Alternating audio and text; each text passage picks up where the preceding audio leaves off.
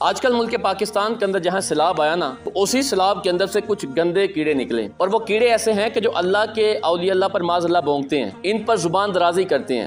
یہ تصویر آپ نیچے دیکھ سکتے ہیں۔ ان تصویر کو لگا کر کئیوں نے یہ کہا جی اگر اللہ کے ولی اتنے ہی طاقتور ہیں، اگر اتنے ہی مقبول نظر ہیں، تو پھر یہ خود اپنے مزاج کو کیوں نہ بچا سکے۔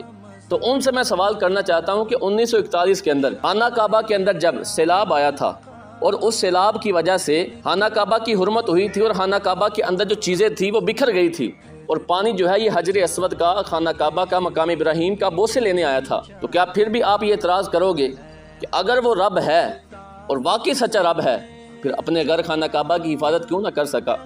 اسی طرح آپ دیکھیں کہ نبی پاک جنگ احد کے موقع پر حضور علیہ الصلوۃ والسلام کے مبارک دندان شہید ہوتے ہیں۔ تو آپ جیسا اس زمانے میں کوئی ہوتا مرزا کے اسٹوڈنٹ، وہ تو یہ کہتے کہ دیکھیں جی نبی اگر اتنے طاقتور تھے تو کیا ان کا رب ان کو بچا نہ سکا؟ تو نبی نے اپنے دندان کو شہید ہونے سے کیوں نہ بچایا؟ تو یارو بات کرنے کی یہ ہے، یہی نبی جب غزوہ بدر میں جاتے ہیں، 313 مسلمان ہیں، سامنے 1000 کا لشکر ہے، اللہ فتح عطا فرماتا ہے۔ یہی نبی جب ہجرت کی رات غار کے اندر جاتے ہیں، وہاں حضرت صدیق اکبر آپ کے ساتھ تشریف فرما ہے، اور وہاں جب اندر جاتے ہیں تو وہ منظر ہمارے سامنے نہیں ہے کہ لمحوں کے اندر مکڑی نے جالا بن دیا، وہاں جو ہے یہ کبوتری نے انڈے بھی دے دیے۔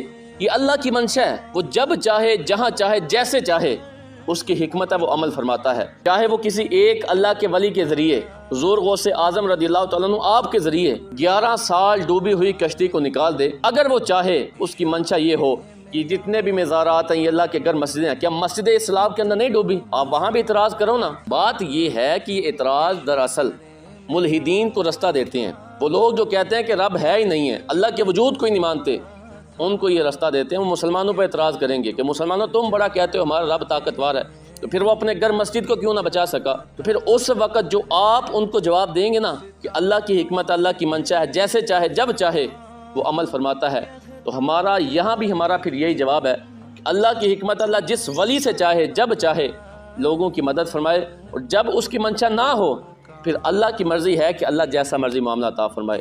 تو اس کلپ کو لازمی شیئر کریں ان لوگوں کے ساتھ کہ جو اس طرح کی پوسٹوں کو وائرل کرتے ہیں۔